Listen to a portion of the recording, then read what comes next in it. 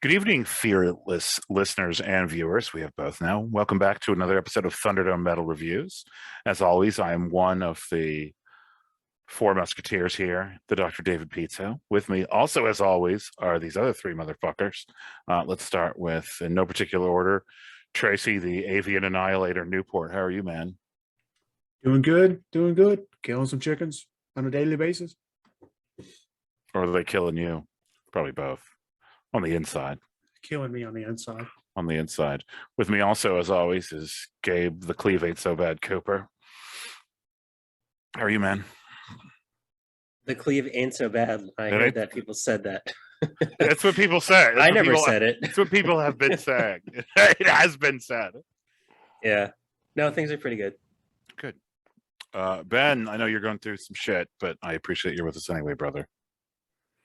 Well, thank you. If you hear gunfire in the background, I'm not actually in a war zone. I'm just in my aunt's house, and they're watching a movie really loudly.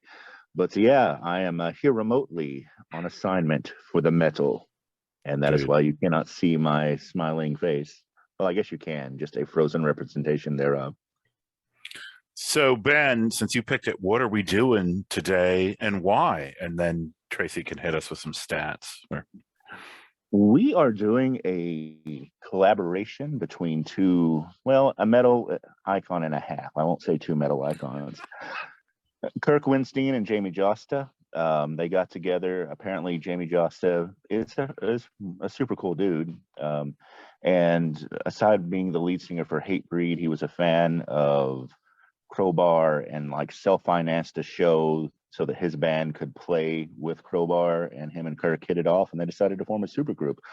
So tonight we're going to answer the question that nobody asked, which is going to be a recurring theme, I think, of what happens when you combine hardcore or metalcore, depending on how you want to label it, and sludge. Dirty Streets of New Orleans / Jerusalem. Dirty Streets of New Orleans, smash them with Boston. Yeah, exactly. By way of Jerusalem with this album cover. But yeah. I got to tell you, man, I didn't look up what it was. So when the first listen through after, I was like, is this some kind of broke ass Norwegian Children of Bottom? Because I didn't know what it was, right? And he almost sounds like he has an accent sometimes, and I didn't dislike it, but it's just so interesting. When I first heard it, I didn't know where to put it, and then I looked up and I'm like, oh. Had you not heard Hatebreed before? We've done Hatebreed. We've done Hatebreed, but I just didn't recognize his voice because let's be honest, it's pretty fucking generic. It doesn't. I mean, not to out myself on this, but I'm not. We did do a Hatebreed album, and it just didn't make them. I didn't recognize him, which I'm pretty good with vocalists, but this one I didn't. I feel like I could pick Jamey and Kirk out of just about any song they do singing. Nah. Not when this European night shit is coming at you. I was in a totally different headspace. So, but that is always good. That's why I don't look shit up first. I listen to it and see what I think of it, and then okay, what the hell was that? And then I find out they're some obscure thing from Valencia, Spain, or whatever. But this turned out to be Hatebreed plus Crowbar, which made me like it more than what I thought it was. But yeah, sure. And I really like Crowbar. I am not that huge a fan of Hatebreed. Yeah. So. Well, let's get into some details on this album before we really dive in. This is the debut album released by them. It was released on February 19th of 2008. It was recorded at Planet Z Studios on Relapse Records. The producer is Zeus and Jamey Josta. It is engineered and mixed by Zeus, and the runtime is 38 minutes and 32 seconds. The lineup for this album is Jamey Josta on vocals, Kirk Winstein on vocals and guitar, with the studio musicians of Derek Kurswill on drums, Steve Gibb on guitar, and Zeus making an appearance on guitars as well. Yeah, they apparently did eventually turn this into a real live band, at least for a little while. They do release another album after this, which we won't really talk about, and did some touring, except for when Kirk went into rehab. So. Yeah. Indeed. Well, their follow-up album was quick after this one, 09, 010, 2010, wasn't it? It might have been 11, but it was fairly quick. I don't remember exactly when it came out. These are two albums that I actually own physical copies of. So, but I've only owned them for like maybe a year because I didn't even know this existed until like Tracy told me about it, and then I was like, "What?" So I decided to try. Well, I had never actually sat down and listened to an album of theirs before until this, but I had heard a song by them without even realizing it was them. It's the closing track on this album, the Buried in Black. I heard it and I was like, I swear this is the fucking Hatebreed song. Like I could have sworn. I even had a friend, I sent a friend a message like, hey, and he's been on a big Hatebreed kick for the past couple months. I'm like, this sounds like a Hatebreed song. Do you have an idea which one it is? Because it's crossing a lot of marks that I've heard this song somewhere, and I know I've never really listened to Kingdom of Sorrow. After him coming blank on it as well, I did some research and found out that Buried in Black was released on the MTV2 Headbangers Ball compilation album, and that was like the impetus to start like release a full album behind them. And that was like they got together, released that track. I was like, hey, this is kind of cool. Let's do it. So let's do some more of it. And I had been hearing that, and I would always tied it to Hatebreed in my head to the point I think, in fact, I think when I ripped it to my computer, I was like, they screwed up on this. It's Hatebreed. This isn't fucking Kingdom of Sorrow. Back in like, oh wait, whenever I got that compilation album. So it had always been tied to my head as in a Hatebreed song.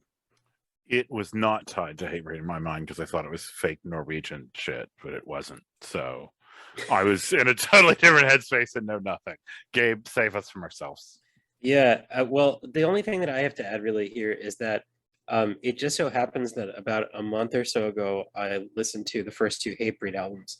And so the voice sounded very familiar to me. I was like, oh, okay, that's what we're doing this week. And it was kind of a pleasant surprise. And of course, David says this guy, sings funny, but it sounds like home to me, right? That's fair. I'm from that area, so it's not so weird. Well, never mind. The thing that stood out to me about Jasta, which I mean, I knew it was Jasta, so it was very easy for me to pick out it was him. But part of it was also his hardcore bark delivery didn't really change that much. There are a couple of tracks where he stretches his wings and attempts to fly into a different vocal styling, but he doesn't do it a whole lot. So that really made it interesting, and that I really felt that Kirk bent much more to Jamey's musical style than Jamey bent to Kirk's. Yeah, I'll agree with you on that point there, because this has much more of the hardcore with dashes of sludge instead of sludge with dashes of hardcore.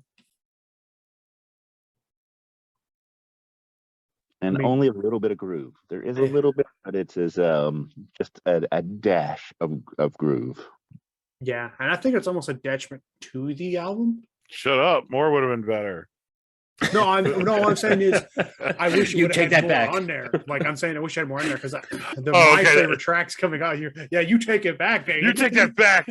You know how I feel about groove. We'll talk about that later. Anyway, yes. Sorry, Tracy. I misunderstood. Yeah, but like I think it would have, because I think some of the better tracks on sound are the ones that play more into that groove sound as opposed to leaning more into the hardcore aspects of it. Because at times the hardcore aspects of this album kind of start to feel samey.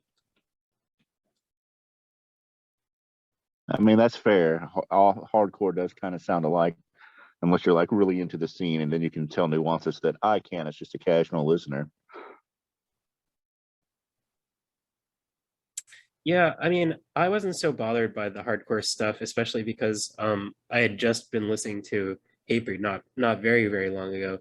And I think the parts of the album that kind of were a little bit weaker to me were actually where, Jamey's stepping out of his comfort zone vocally, and B, some of the sludge moments are just lulls. Like they're just not, there's just not a lot going on. And it just kind of almost slows to a halt, which I found pretty detrimental. But overall, I think it was an interesting experiment, for the two of them. And a first outing, not bad for a first outing too. Yeah, for first outing, it's good. It's not genres I'm a huge fan of either one, but mashed together they worked okay. And just as kind of straight up dirty metal, it's listenable, right? Like it compared to Yeah. there's some I won't name some other things that were much harder to just go through repeatedly. So yeah, I don't think it was exemplary, but it had enough elements I liked and was rocky enough that it's a decent ride. Yeah, but I will say though, those moments where you do have these more sludge elements, and then you have Jamey Josta's like hardcore barking over the top of it, adds a very nice dichotomy between the vocals in the song that you don't hear very often, but it was a very interesting to hear. And at times I Well, think it worked, and at times I think it not so much. I am to sludge what David is to death metal, so I am honor bound to defend it just a little bit. I wish that there had been more of it. I thought it was, again, Kirk bent a lot more towards Jamey, and so I wish that there'd been more sludge. I wish that there'd been more dirty bass, the things that I associate with that sound that we didn't necessarily get here. But again, as far as like their first attempt at it, I thought it was pretty good. The songwriting is actually pretty good. I found the lyrics to be not groundbreaking, but decent.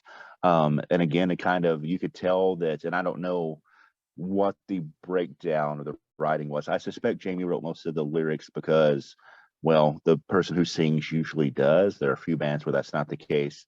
But Kirk is also a singer, so he might have written some of them too. But I thought that the back and forth on that, where I thought Jamey was stepping out of his comfort zone there more than he was vocally, was if assuming he was the one who wrote the lyrics.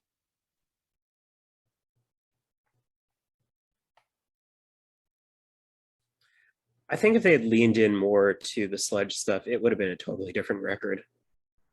And I think part of the reason why I felt that some of the sludge elements did cause it to sort of drag and at times was precisely because they weren't leaning into it that much. It felt like, something unusual rather than something that was constitutive. You know what I mean? I do, and I think that's just because, well, that especially having just listened to Hatebreed and identifying that so much with Jamey, because that's really the only dude from Hatebreed I can name. Sorry, other band members of Hatebreed, but a lot of times, unless there is a badass guitarist or something in the band, it is the lead singer who's often the forefront of the band and kind of the marker of their identity, because he's the one who interacts with the crowd the most on the mic. And so I felt hearing his voice and hearing him delivering in a majority of the songs anyway, very similar to the way that he did in Hatebreed, it felt more like a hardcore album than it did a sludge album. And then of course the music wasn't overly sludgy, except for when like the few New Orleans flourishes showed through. Indeed. Drink, everyone. I was waiting for Tracy to say it's a nice palate cleanser. I'm like, don't do it. Don't do it, Tracy. You know you want to. I already is a said nice record, by palate the way. cleanser. I'm You just did. kidding. You did say record. Y'all are dead. Just so We're gonna die the Cleve way. Cleaved in twain. Well, and then have you heard these? I'm presuming you've listened to the second album quite a bit as well. Actually, I haven't. I haven't listened to the second album. I've listened to a couple of tracks off it, but I haven't spun the entire thing yet. Oh, because I was going to ask if this was something like the mix of improvement, the mix of sound and mash, if it improved on the second one since they had more time underneath each other and working with each other, as opposed this was kind of the first run in there. And like when we talked about when we had Down, like they had those 3 tracks that were on that single that came off that were really well polished, and the rest of them kind of had that muddiness to them where they didn't quite have everything figured out. They're sound wise that you could tell in their later albums that they end up cleaning up. And that's what I was wondering if something similar happened in this one. Having not listened to the entire album, I don't want to say too much about it, but I will say the tracks that I listened to, it felt more like a band instead of a couple of guys collaborating. Okay. Well, I looked up I guess, who's listed as the members for it. And the other the typical, like a touring bassist and drummer, have been made members of the band. I can't remember their names, but they also do a lot of like studio stuff for Jamey Jasta. They did the studio stuff for D. Snyder solo albums that he just released the past couple of years. And so they have a pretty big repertoire or relationship with Jamey that I think might also add to that. Well, yeah, and like you said, they were touring members of the band, and they did actually tour for this fairly extensively. Yeah, it did. So by that point, they know each other a whole lot better, and so I think it's one thing, and you can tell that these are professionals putting together a professional album because everything coheres fairly well. And as Gabe and David said, for a first album, it's pretty good, but that's because they're professionals coming together to write music. But then after touring and spending that time together, I think that made their chemistry so much better so that they could, when they went into the writing cycle for the next album.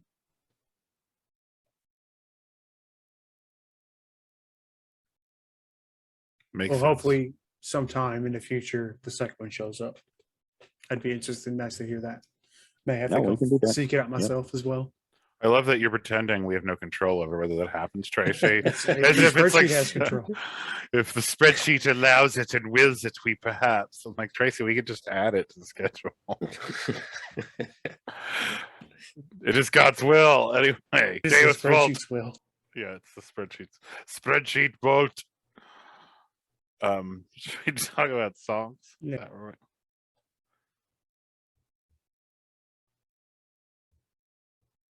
Demonized, get it? Right? Oh God. Boom. Anybody Sure. want to go first? I'll go first. I picked it. I don't think that there's a bad track on here, but there are some that definitely stick out to me that I liked more. Piece It All Back Together, Grief a Lifetime, Demonized, which is a dumb name, but I do like that song. It's a dumb name. With Unspoken Words, Free the Fallen, Screaming to the Sky, Lead the Ghost Astray. And I think Buried in Black is a pretty strong closer. And I actually named more songs off the album than I thought I was going to. Yeah, it's almost all. Yep. That's yeah, cool. it was almost all. I like some of this too. I like Grieve a Lifetime, Piece It Back Together. I like Demonize. The album, I have to admit, towards the end, that none of the songs are bad, but it does drag a bit because I think there's a little bit of sameness. But Buried in Black is a decent closer. But it's very listenable and it's kind of fun. So I did not regret the experience. I think Buried in Black's the best track on the album by far. Is like my favorite. Buried in Black is my favorite track off the album, and if they may be part of that, like that weird you refine a song you heard 10 years ago and you're like, oh shit, where did this come from? Maybe part of it. But I agree with you guys. Grieve a Lifetime is pretty damn good. Piece It All Back Together. That's a good one too there. I'm not a big fan of the opener though. Leading to Demise. Really that first half is, besides the opener, is pretty damn good. The back half outside of Buried in Black does kind of fall off. Interesting. Well, I dug the opener, and I thought that by Lead into Demise, the album really, really picks up and really gets where it's going to be. I liked Demonized, but then the next track falls off. Free the Fallen is really nice. Didn't really care for Screaming into the Sky or Lead the Ghost Astray. I mean, the broody emo stuff, I'd listen to emo if I wanted to hear that. But the last two tracks are bangers. And I think it makes a lot of sense now that I hear what Tracy was saying about Buried in Black being basically the first, like the test run for this band. It's a really fine song. Yeah, I think I agree with Tracy that I think that's probably the best track on the album. It spawned an idea. Yep. Indeed. So I guess let's go to grading it, and I will go first. I think it's a good album. I'm going to give it a B. It's not groundbreaking. It is two genres that don't sit next to each other in my mind, but work fairly well together on this album. And it's short enough that if I wanted to listen to it, I would just pop it in and listen to the whole thing. But I don't think that it's spectacular by any means. I'm right there along with Ben. I think it's a good album. I think it's good where it's good, but it has some moments where it's all right. But it's definitely well worth the listen. So it'd be. Yep, I'd be. Yeah.